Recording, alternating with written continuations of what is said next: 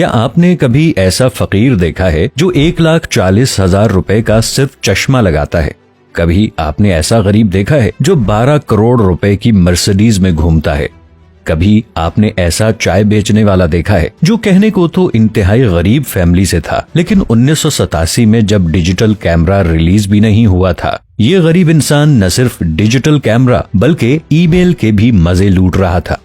अगर आपने कभी ऐसा कुछ नहीं देखा तो देख लीजिए। नरेंद्र मोदी ही वो गरीब तरीन इंसान है जो ये सब अय्याशी करते रहे हैं। एक तरफ तो मशहूर है कि वो इतने गरीब थे कि बचपन में ट्रेन स्टेशन पर चाय बेचा करते थे, लेकिन उनके अपने भाई प्रहलाद मोदी ने अपने एक बयान में कहा कि हम 5 भाई थे, हमारे वालिद जरूर चाय बेचा करते थे। हम स्कूल से फ्री होने के बाद उनकी मदद करने कभी कभार चले जाया करते थे। इसलिए नरेंद्र मोदी को चाय बेचने वाला नहीं बल्कि चाय बेचने वाले का बेटा कहना चाहिए। यही नहीं बल्कि उनकी लाइफ स्टोरी में ऐसे ऐसे राज छुपे हैं कि सुनकर अक्ल दंग रह जाती है। लेकिन हैरानी की बात यह है कि इंडिया में आज भी लोग नरेंद्र मोदी जैसे शख्स को अपना भगवान मानते हैं। एक इंटरव्यू में एक खातून ने कहा कि बीजेपी की टिकट पर अगर कुत्ता भी खड़ा हो जाए तो हम वोट देकर उसे भी जितवाएंगे। आखिर ये सब कुछ कैसे मुमकिन हो गया? इनकी ब्रेन वॉशिंग कैसे की गई? नरेंद्र मोदी चौथी मर्तबा प्रधानमंत्री यानी वजीर आजम बनने में कामयाब कैसे हो गए? ये सब कुछ और बहुत कुछ आइए जानते हैं आज की इस नई वीडियो में। दोस्तों, आज जमाना टीवी की एक और नई वीडियो में आपको खुशामदीद कहते हैं। नाम तो इनका नरेंद्र दामोदर दास मोदी था, लेकिन वो अब सिर्फ नरेंद्र मोदी कहलाते हैं। नरेंद्र मोदी 17 सितंबर 1950 को गुजरात के महसाना जिले में पैदा हुए। उन्होंने दिल्ली यूनिवर्सिटी से बीए और फिर गुजरात यूनिवर्सिटी से पॉलिटिकल साइंस में एमए किया। मशहूर है कि नरेंद्र मोदी का बचपन इंतहाई गुर्बत में गुजरा और वो ट्रेन के डब्बों में चाय बेचा करते थे। दरअसल इन मनगढ़ंत कहानियों की शुरुआत तब हुई जब 2013 में निरंजन मुखोपाध्याय ने नरेंद्र मोदी पर एक किताब लिखी। इसमें उन्होंने लिखा कि नरेंद्र मोदी बचपन में चाय बेचा करते थे। इसके बाद तो मोदी जी ने भी ये बात पल्लू से बांध ली और फिर 2015 में टाइम मैगजीन को दिया गया इंटरव्यू हो या कोई जलसा जुलूस, नरेंद्र मोदी हमेशा इस बात को बड़े फखरिया अंदाज से बयान करते और हमेशा कहते कि मैं इंतहाई गरीब फैमिली से हूँ। नरेंद्र मोदी के बचपन की कुछ तस्वीर सामने आई तो हकीकत दुनिया के सामने आई। उनके वालिद ने न सिर्फ उन्हें अच्छी तालीम दिलाई बल्कि खूब सूटेड बूटेड भी रखा। इंडिया टुडे में शाये होने वाली उनके घर की तस्वीर देखकर भी ऐसा नहीं लगता कि नरेंद्र मोदी का घराना बहुत गरीब था। इतनी बात जरूर है कि उनके वालिद वादनगर रेलवे स्टेशन पर एक कैंटीन चलाते थे। हाँ, स्कूल से पढ़ने के बाद नरेंद्र मोदी और उनके भाई स्टॉल पर अपने वालिद का हाथ बटाने आ जाया करते थे। अप्रैल 2024 में CNN की वेबसाइट पर एक आर्टिकल शाया हुआ जिसके मुताबिक नरेंद्र मोदी की ऑटोबायोग्राफी लिखने वाले निरंजन मुखोपाध्याय ने खुद ये कहा है कि मोदी की गुर्बत पर मबनी कहानी इंतहाई बढ़ा चढ़ा कर पेश की गई है। 8 साल की उम्र में ही मोदी का उठना बैठना RSS के लड़कों में होने लगा था। आसान लफ्जों में कहें तो RSS दरअसल इंडिया में मौजूद एक इंतहाई मुतासिब और शिद्दत पसंद सियासी जमात बीजेपी का स्टूडेंट विंग है, लेकिन ये सिर्फ कहने की हद तक है। RSS इंतहाई बददिमाग और शरीर लोगों का टोला है जिसे सिर्फ इतना बताया गया है कि भारत सिर्फ हिंदुओं का है और हिंदू भी सिर्फ वही हैं जो बीजेपी के सपोर्टर्स हैं। हम देशभक्त हैं, ये जुमला तो आपने जरूर सुन रखा होगा। सुनने में ये जुमला बहुत खूबसूरत है, लेकिन इसी जुमले की आड़ में RSS ने अपनी दहशत से भारत को खूनाशाम कर दिया है। खैर, 1971 आया तो मोदी ने बाकायदा RSS में शमूलियत इख्तियार कर ली और वो इसके हर जलसे में जाने लगे। RSS ने 1985 में उन्हें बीजेपी का टिकट दिलवा दिया और यूं तरक्की करते करते मोदी 1998 में बीजेपी के जनरल सेक्रेटरी बन गए। सन 2001 आया तो नरेंद्र मोदी को गुजरात का चीफ मिनिस्टर बना दिया गया। इसे मोदी की किस्मत कहिए या फिर शायद बीजेपी समझ चुकी थी कि मोदी में अब RSS के जरासीम अच्छी तरह समा चुके हैं। यही वजह है कि उनके CM बनने के 1 साल बाद ही गुजरात में हिंदू मुस्लिम फसादात फूट पड़े। इसी दौरान तकरीबन 2000 लोग कत्ल हुए, जिनमें 70% तादाद मुसलमानों की थी। मोदी सन 2002 से 2012 तक गुजरात के सीएम रहे और 2014 में पहली मर्तबा प्राइम मिनिस्टर का इलेक्शन लड़ा तो ऐसे इख्तिदार पर कब्जा जमाया कि आज 2025 तक वही मुल्क के प्राइम मिनिस्टर हैं। यही वजह है कि उन्हें अब डिक्टेटर कहा जाने लगा है।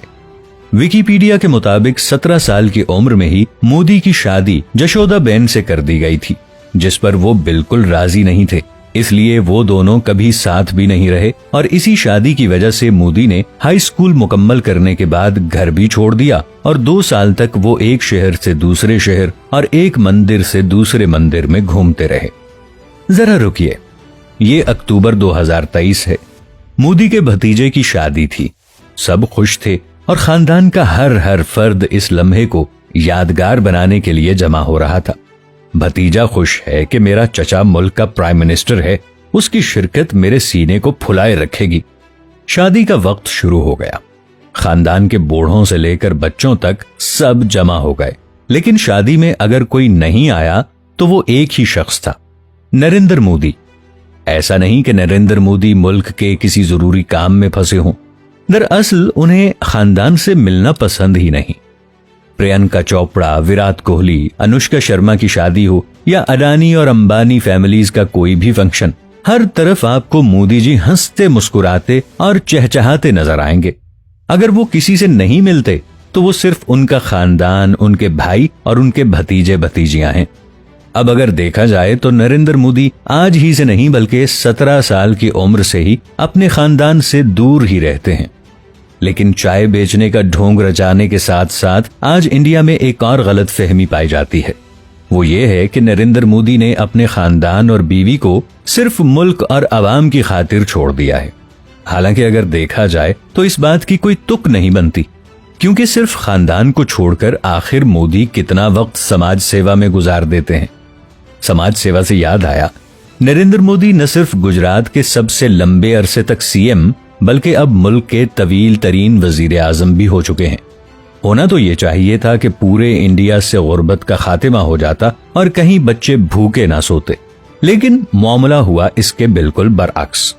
मार्च 2024 की एक रिपोर्ट के मुताबिक इंडिया में इनकम इनइक्वालिटी पिछले 100 साल के मुकाबले में सबसे ज्यादा खराब हो चुकी है, जहां मुल्क की 25% इनकम के मालिक सिर्फ 1% लोग हैं, यानी अडानी, अंबानी और मोदी के करीबी दोस्त।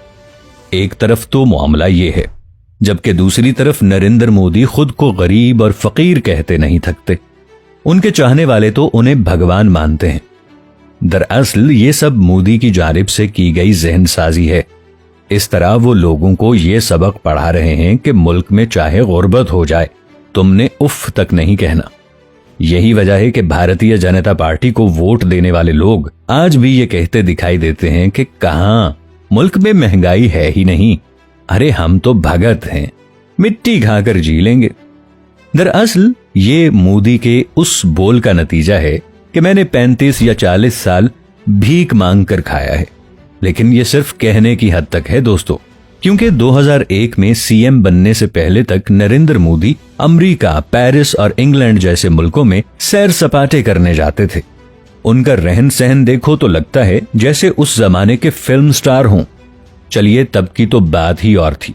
अगर आज मुल्क में महंगाई है तो क्या नरेंद्र मोदी किसी जोगी, फकीर या गरीब की तरह जिंदगी गुजारते हैं? हरगिज नहीं। नरेंद्र मोदी 2015 में अमेरिका दौरे पर गए, एक दिन में 4 सूट पहने। 2012 में वो उत्तराखंड गए तो 8 घंटे में 4 मर्तबा कपड़े बदल लिए।